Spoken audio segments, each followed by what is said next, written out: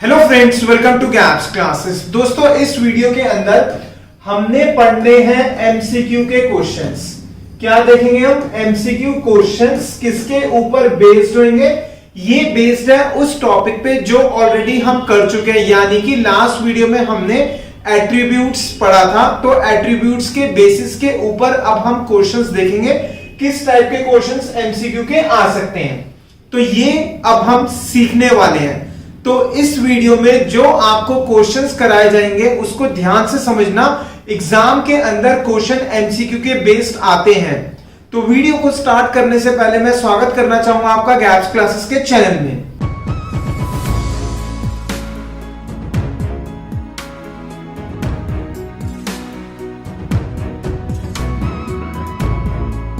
तो आइए दोस्तों स्टार्ट करते हैं। किस टाइप के क्वेश्चंस आएंगे उसको कवर करेंगे हम इस वीडियो के अंदर। इसमें हम पढ़ेंगे MCQ questions based on attribute. कौन कौन सा? इंडेक्स, उसके बाद कॉलम्स, नेक्स्ट इज लेंथ, फिर वैल्यूज, उसके बाद साइज, देन टी, और यहां पर एक और पढ़ेंगे दैट इज शेप। अभी तक मैंने आपको सारे करवा दिए थे, इससे लास्ट वीडियो में और इससे लास्ट वीडियो में हमने कवर करा था index, columns, length, value, size, T. अब इस वीडियो में हम एक नया एट्रीब्यूट पढ़ेंगे दैट इज शेप। कौन सा एट्रीब्यूट पढ़ेंगे? शेप नाम का एट्रीब्यूट पढ़ेंगे। तो स्टार्ट करेंगे। किस टाइप का क्वेश्चन आएगा? क्वेश्चन नंबर फर्स्ट से। Question number first, which of the following is not an attribute of pandas data frame? कहता है इनमें से कौन सा एट्रीब्यूट नहीं होता? इनमें से कौन सा डेटा फ्रेम का एट्रीब्यूट नहीं है? तो आपका टास्क है, आपने इस क्वेश्चन को सॉल्व करना है, पॉज करना, फिर आगे वीडियो देखना। उम्मीद रखूंगा आपने वीडियो को पॉज करा होगा, सॉल्व करा होगा। आंसर क्या आएगा हमारा? That is length. आपको मैंने तब भी बताया था जब समझाया था स्टार्टिंग में, और कहा था कि फर्स्ट वीडियो में कहा था एट्रीब्यूट की लेंथ हम नेक्स्ट में पढ़ेंगे, और उसके बाद वाली वीडियो के अंदर यानी कि इससे पहले वाली वीडियो में आपको मैंने बताया था लेंथ नाम का एट्रीब्यूट डेटा फ्रेम में नहीं होता। टी हम पढ़ चुके हैं। टी का मतलब ट्रांसपोज, साइज का मतलब टोटल नंबर ऑफ एलिमेंट्स कितने होंगे। शेप मैंने आपको कहा कि अब हम पढ़ेंगे, इस वीडियो में हम शेप पढ़ेंगे। तो यानी कि शेप भी एक एट्रीब्यूट होता है। कौन सा एट्रीब्यूट नहीं होता? That is length. तो हमारा आंसर क्या आएगा? नॉट लिखा हुआ है। कौन सा नहीं होता? Option C, option number C, यानी कि लेंथ ऑप्शन करेक्ट है इसमें। ठीक है, कौन सा ऑप्शन करेक्ट है? दैट इज सी वाला। तो इसका आंसर इज ऑप्शन सी। अब आएंगे हम इसके बाद नेक्स्ट क्वेश्चन पे। Question number second. Question number second कहता है consider the following data frame with name gaps. कहता है डेटा फ्रेम कंसीडर करो। डेटा फ्रेम का नाम है gaps. Which command will be used to print 16 as output. कहता है इनमें से हम कौन सी कमांड लिखेंगे जिससे कि आंसर हमारा 16 आएगा। अब पहले तो ये समझते हैं 16 कैसे आ रहा है, मतलब 16 बेसिकली है क्या। अगर आप चेक करोगे ये हमारे 4 रोज हैं, 4 कॉलम्स है, यानी कि इसके अंदर टोटल वैल्यूज कितनी है? 16। काउंट करना है 1 2 3 4 5 6 7 8 9 10 11 12 13 14 15 16। 16 आंसर आ रहा है और 16 ही वैल्यूज है। तो ऐसा कौन सा एट्रीब्यूट होता है जो हमें ये बताएगा टोटल वैल्यूज कितनी है? सबसे पहले लिखा है गैप्स डॉट टी। टी का मतलब ट्रांसपोज। ट्रांसपोज क्या करता है? रो को कॉलम, कॉलम को रो बनाता है। इसका मतलब ये नहीं है। Next gaps dot size. Size क्या करेगा? साइज बताएगा टोटल कितनी वैल्यूज हैं, रोज कितने, कॉलम कितने, उनको मल्टीप्लाई करेंगे दैट इज 16। तो इसका मतलब ये 16 देगा। ठीक है, अब लिखा हुआ गैप्स डॉट इंडेक्स। इंडेक्स क्या देगा? जो इंडेक्सेस के नेम्स हैं। इंडेक्सेस कौन से? ये पकड़ाएगा, ये आंसर देगा 2020 2019 2018 2017। लेकिन हमें ये नहीं चाहिए, ये भी गलत हो गया। Next is none of the above. इनमें से कोई भी नहीं है, लेकिन हमें क्या चाहिए? 16। आउटपुट क्या चाहिए? 16। 16 कौन दे रहा है? Gaps dot size. इसका मतलब ये वाला भी गलत हो गया। Option number B is correct. Option number B is correct. तो इसका आंसर क्या लिखेंगे हम? Option B. Option B. ठीक है, नोट कर लो अब आप इसको। इसके बाद आएंगे हम नेक्स्ट क्वेश्चन पे, question number third. Question number third क्या कह रहा है, consider the following data frame DF, data frame का नाम डीएफ है, which command will give output as 4 bracket के अंदर 4। ठीक है, आप इसको ध्यान से समझना। कहता है कि कौन सी कमांड होगी इनमें से जो हमें देगा 4 ब्रैकेट में 4। अगर 4 क्या है, हमारे रोज कॉलम कितने हैं 4, तो क्या 4 इसका मतलब फर्स्ट डिनोट कर रहा है column, number of columns, number of columns,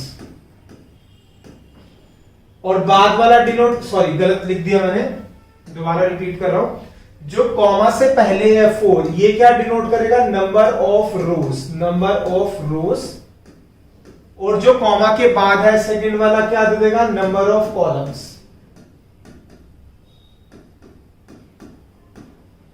क्या देगा, number of rose, number of columns. तो ऐसा कौन सा एट्रीब्यूट है जो हमें ये बताएगा रोज कितने हैं, कॉलम्स कितने हैं, दैट इज शेप। कौन सा है, शेप। अभी मैंने आपको बताया इस वीडियो को स्टार्ट करने से पहले इसके अंदर हम कौन सा क्वेश्चन कवर करेंगे, एक नया एट्रीब्यूट पढ़ेंगे दैट इज शेप नाम का। तो शेप क्या करता है, शेप बताएगा रोज कितने हैं, कॉलम्स कितने हैं, और किसमें दे देगा, ब्रैकेट की फॉर्म में। जो ब्रैकेट की फॉर्म में होता है that is called as tuples, उसको क्या कहा जाता है, टपल्स कहा जाता है। तो क्या लिखेंगे, क्या ये सही है, नहीं ये सही नहीं है। क्या ये सही है, हाँ ये सही है। क्या ये सही है, साइज का देगा 16, गलत हो गया। डॉट वैल्यू सही है, नहीं सही नहीं है। अब ये इन दोनों में मैंने, ये भी शेप है, ये भी शेप है, मैंने ये क्यों कहा कि ऊपर वाला गलत है नीचे वाला करेक्ट है, क्योंकि ऊपर में ब्रैकेट्स लगे हुए हैं, राउंड ब्रैकेट्स। राउंड ब्रैकेट्स जो होते हैं वो डिनोट करता है फंक्शन या फिर एट्रीब्यूट। क्या डिनोट करता है, फंक्शन या फिर, सॉरी गलत बता दिया, क्या डिनोट करता है, फंक्शन या फिर मेथड। एट्रीब्यूट डिनोट नहीं करता। जब हम एट्रीब्यूट की बात करते हैं तो एट्रीब्यूट के नाम के बाद राउंड ब्रैकेट्स नहीं आता, तो यानी कि ये गलत है, ये सही है। मगर ध्यान दो, क्वेश्चन के अंदर डीएफ लिखा हुआ है, डेटा फ्रेम का नाम है डीएफ, और हमने तो डॉट से पहले गैप्स लिखा हुआ है, तो या तो क्वेश्चन में गलत है, क्वेश्चन में क्या आना चाहिए, डीएफ की जगह गैप्स आना चाहिए, या फिर यहां पर डीएफ आना चाहिए। अब स्टूडेंट कहता है कि सर अगर एग्जाम में क्वेश्चन आ गए तो क्या कर आएंगे। एग्जाम में आपको अटेम्प्ट करना है, मार्क्स पूरे मिलेंगे, लेकिन अटेम्प्ट जब करोगे तो ध्यान देना डॉट के बाद वाला नाम ठीक होना चाहिए, पहले वाला भी ठीक होना चाहिए। मगर क्वेश्चन में गलती है तो आप उसके लिए तो कुछ कर नहीं सकते, मगर आपका जो आंसर होना चाहिए आप ये एज्यूम करके कर दो, इसको ऐसे मान लो ये डीएफ है सारा, ठीक है, इसको डीएफ मान लो आप। अगर कभी गलती से क्वेश्चन में ऐसी गलती हो जाए तो, ठीक है, तो कौन सा ऑप्शन सही है, बी वाला, शेप वाला आंसर करेक्ट है जिसके आगे राउंड ब्रैकेट्स नहीं है। तो यानी कि शेप क्या है, शेप एक एट्रीब्यूट है that gives to how many rows and how many columns are available in data frame in the form of tuple. किसकी फॉर्म में, टपल की फॉर्म में। नोट कर लो आप इसको, ठीक है। तो कौन सा बताया, that is option number B. अब आएंगे हम नेक्स्ट क्वेश्चन पे, क्वेश्चन नंबर 4। क्वेश्चन नंबर 4 कहता है what will be the output of the following command. कहता है ये हम कमांड लिखेंगे तो इसका आउटपुट क्या आएगा। कमांड क्या है, गैप्स डॉट साइज, और ये मान लो ये गैप्स है। साइज क्या करेगा, total number of rose and total number of columns को मल्टीप्लाई करेगा। रोज कितने हैं 1 2 3 4, कॉलम कितने हैं 1 2 3 4, यानी कि 16। तो आंसर क्या आएगा, 4 नहीं आएगा, 16 करेक्ट है। ये भी गलत हो गया, ये भी गलत हो गया। Answer is option number B.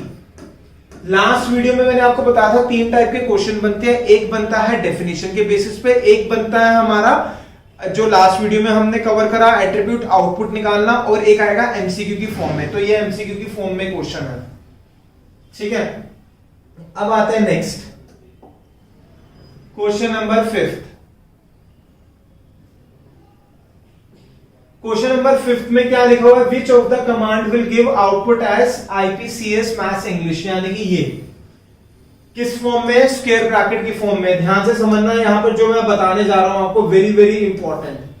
Square bracket की फॉर्म में है, यानी कि लिस्ट की फॉर्म में है। और क्या आ रहा है, नेम्स आ रहे हैं। किसके नेम्स आ रहे हैं, कॉलम्स के नेम आ रहे हैं।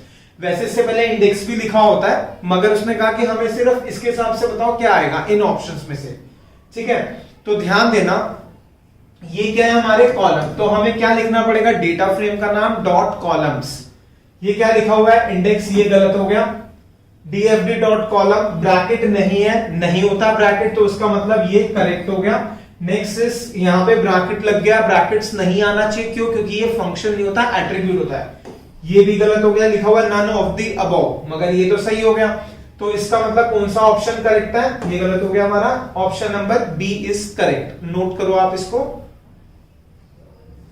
अब जिस स्टूडेंट ने लास्ट वीडियो ढंग से देखी होगी, लास्ट और उससे लास्ट वाली वीडियो, तो उसने तो समझ लिया होगा कि मैंने यहां पर क्या गलती करी हुई है। ध्यान देना, हमारा ये सही नहीं है। क्यों नहीं है सही, क्योंकि एट्रीब्यूट जो होता है उसका नाम होता है कॉलम्स, एस आता है एन के बाद। स्टूडेंट देखता है कॉलम, सीधा ठीक कर देगा, फिर कहेगा सर जो आपने बताया था वही करके आया, लेकिन गलत हो गया। जब भी मैं समझाता हूं, फोकस करता हूं कि स्टूडेंट कहां पर गलत करेगा, एग्जाम में वही गलती होती है। कॉलम्स होता है, एस होता है, ब्रैकेट नहीं आएगा। क्यों, क्योंकि मेथड नहीं है, एट्रीब्यूट है। यहां पे एस लगा हुआ है, लेकिन यहां पे ब्रैकेट लगा हुआ है, तो ये ब्रैकेट की वजह से गलत हो गया।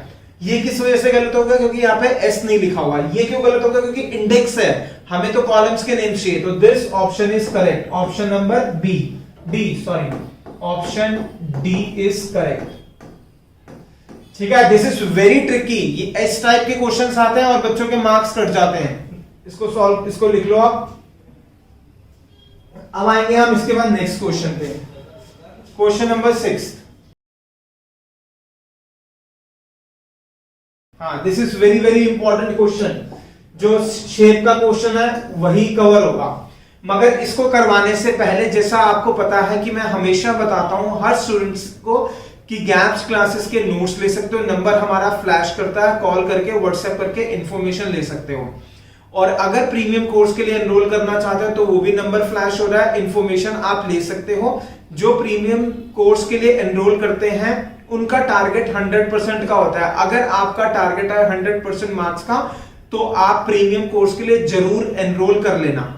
और फिर भी कुछ स्टूडेंट्स अगर नहीं भी करना चाहते, तो मेरी सब स्टूडेंट से रिकमेंडेशन है, स्ट्रांगली एडवाइस है, गैप्स क्लासेस के नोट्स जरूर ले लेना, क्योंकि उसके अंदर बहुत सारे ऐसे टॉपिक्स कवर कर रखे हैं जो हम फ्री वाले कोर्स में कवर नहीं करेंगे, बट इंपॉर्टेंट है। जैसे मैंने लास्ट में बताया था, ILOC आपको बुक से रेफर करना है, तो गैप्स क्लासेस की नोट्स के अंदर बहुत सारी चीजें कवर हो रखी है। ठीक है, लेकिन जिन बच्चों ने प्रीमियम कोर्स लिया हुआ है उनके लिए तो हम सब टॉपिक कवर करेंगे, राइट, कुछ भी मिस नहीं कर सकते, टारगेट 100% है उनका। अब इस क्वेश्चन को सॉल्व करते हैं। लिखा हुआ mister gaps has written the command as dfd.shape, कहता है उसने लिख दिया dfd.shape। शेप क्या करेगा, total number of rows comma total number of columns बताएगा। DFD is the name of the data frame का नाम है। It will show rows and columns in which format, this is very very important. अगर मान लो मैंने कहा कि 3 रोज है 5 कॉलम्स है, तो क्या आएगा 3,5, किस में आएगा, राउंड ब्रैकेट में। अगर मान लो डेटा फ्रेम के अंदर 2 रोज है तो 2 आएगा, 7 कॉलम्स है तो क्या आएगा 2,7, किसकी फॉर्म में, ब्रैकेट की फॉर्म में, यानी कि जो राउंड ब्रैकेट्स होता है they are called as tuples. Square bracket की फॉर्म में नहीं, स्क्वायर ब्रैकेट जो होता है दैट इज लिस्ट होता है। कर्ली ब्रैकेट होता है किसके फॉर्म में, दैट इज डिक्शनरी होता है। लेकिन अगर राउंड ब्रैकेट है दैट इज टपल। क्या हो गया, टपल हो गया। तो इसका आंसर क्या आएगा, टपल। ये गलत हो गया, लिस्ट नहीं है, टपल करेक्ट है, ये गलत हो गया, ये गलत हो गया, यानी कि option number B is correct. ठीक है, तो क्या आ गया, ऑप्शन बी। ठीक है, अब आप इसको नोट कर सकते हो। अब आएंगे हम नेक्स्ट क्वेश्चन पे। कहता है data frame attribute shape will give the output, ये सेम रिपीट हो गया। क्वेश्चन किस फॉर्म में आएगा, दैट इज टपल की फॉर्म में आएगा। ठीक है, ये दोबारा से रिपीट आ गया। अब नेक्स्ट क्वेश्चन करते हैं, question number 8। Identify the correct statement with respect to attributes and methods. This is very very important question है। इस टाइप के क्वेश्चंस में बच्चे गलती करते हैं। कहता है आपको करेक्ट स्टेटमेंट बतानी है किसके रिस्पेक्ट में, एट्रीब्यूट के रिस्पेक्ट में, साथ साथ में मेथड या फिर फंक्शन के रिस्पेक्ट में। यानी कि वो एट्रीब्यूट से भी पूछ रहा है, फंक्शन से भी पूछ रहा है। तो समझते हैं क्या है। Statement A, attribute always ends with parenthesis. Statement A कहता है कि एट्रीब्यूट हमेशा ब्रैकेट से खत्म होगा। नहीं, इसका मतलब ये स्टेटमेंट गलत होगी। एट्रीब्यूट के अंदर ब्रैकेट्स नहीं आते एंड में।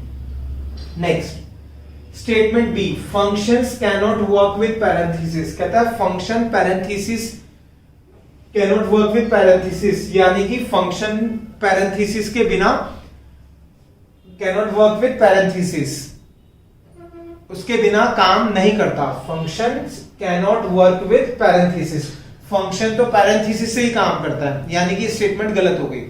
अब देखते हैं ऑप्शन क्या है। Now this is very very important.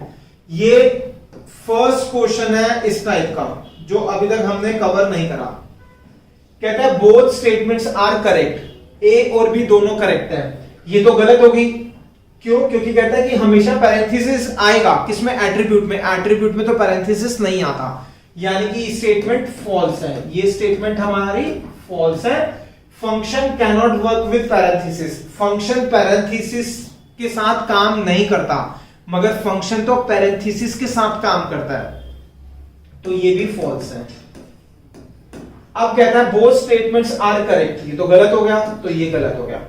Both statements are incorrect, हाँ ये दोनों इनकरेक्ट है। एट्रीब्यूट में पैरेंथेसिस नहीं आता, तो इसका मतलब ये कह रहा है आ रहा है। Function cannot work with parenthesis, function parenthesis के साथ काम नहीं करता, वो तो करता है, इसका मतलब ये दोनों स्टेटमेंट फॉल्स है। तो कहता है स्टेटमेंट्स आर इनकरेक्ट, दोनों स्टेटमेंट्स क्या है हमारी, इनकरेक्ट है। सॉरी गलत हो गया, दोबारा से रिपीट कर रहा हूं। Function always ends with parenthesis, इसका मतलब सॉरी एट्रीब्यूट, इसका मतलब ये फॉल्स है, इनकरेक्ट है statement. Functions cannot work with parenthesis, function work नहीं करता पैरेंथेसिस के साथ, फंक्शन करता है, तो ये भी फॉल्स है। ठीक है। बोथ स्टेटमेंट्स आर करेक्ट, जो दोनों स्टेटमेंट लिखी है करेक्ट है, यानी कि ये एंड, इसका मतलब क्या है, ये एंड हो रहा है पैरेंथेसिस से, ये इसमें पैरेंथेसिस नहीं आ रहा, तो ये गलत हो गया। कहता है बोथ स्टेटमेंट्स आर इनकरेक्ट, ये भी स्टेटमेंट इनकरेक्ट है, ये भी स्टेटमेंट इनकरेक्ट है। हाँ फॉल्स है तो इसका मतलब इनकरेक्ट है, तो ये करेक्ट हो गया। Next statement A is correct, पहली स्टेटमेंट करेक्ट है but statement B is incorrect. Statement A correct है, ये भी ये तो करेक्ट है ही नहीं, इसका मतलब ये ऑप्शन भी नहीं हो सकता। Next statement A is incorrect, हाँ ये इनकरेक्ट है। स्टेटमेंट बी इज करेक्ट, मगर ये भी इनकरेक्ट है, तो दिस इज गलत। कौन सा ऑप्शन करेक्ट है, दैट इज बी पार्ट। ठीक है, सिंपल है। पहले जो स्टेटमेंट लिखे ना उसको देख लो वो सही है या गलत है। क्या ये स्टेटमेंट सही है, नहीं फॉल्स है, गलत है यानी स्टेटमेंट। क्या ये स्टेटमेंट सही है, functions cannot work with parenthesis, लिखा हुआ है functions cannot work with parenthesis, function तो पैरेंथेसिस के साथ काम करता है, तो ये भी गलत है। यानी कि जो भी ऑप्शन होगा जिसमें ए और बी इनकरेक्ट होंगे दैट इज करेक्ट हो जाएगा। ठीक है। बोथ स्टेटमेंट्स आर करेक्ट, ये गलत है। ठीक है, और ये इसका मतलब ये ऑप्शन बी इज करेक्ट। दोनों स्टेटमेंट्स हमारी इनकरेक्ट है, हाँ दोनों स्टेटमेंट्स इनकरेक्ट है, लिख लो इसको। तो इसका option number B, option B.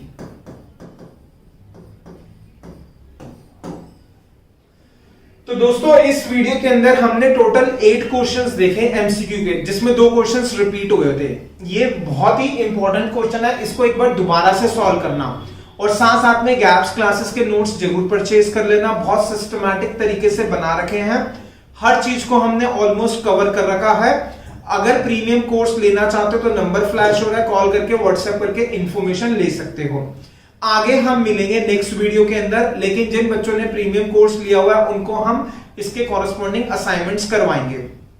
जिन बच्चों ने प्रीमियम कोर्स लिया हुआ है उनका टारगेट 100% है। अगर आप 100% का टारगेट लेना चाहते हो, आप चाहते हो कि 100% मार्क्स आए, तो उसके लिए प्रीमियम कोर्स जरूर एनरोल कर लेना। ठीक है दोस्तों, मिलेंगे आप नेक्स्ट वीडियो में। Thank you so much for watching the video of gaps classes.